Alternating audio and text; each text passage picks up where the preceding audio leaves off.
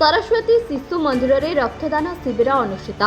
नुआपड़ा जिला सिनापाली ब्लॉक अंतर्गत हाथीबंधा सरस्वती शिशु मंदिर में रज जयंती अवसर में एक रक्तदान शिविर अनुष्ठित हो जाइछि।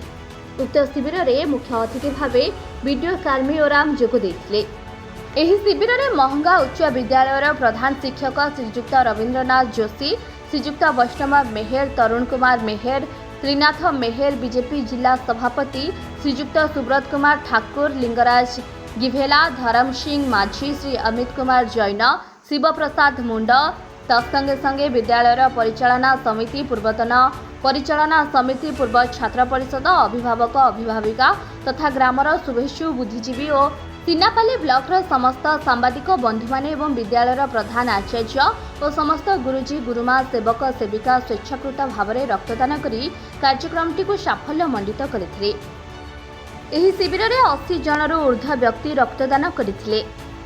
नुआपड़ा खड़ियालरू चमार दास का रिपोर्ट, ओडिया एक्सप्रेस।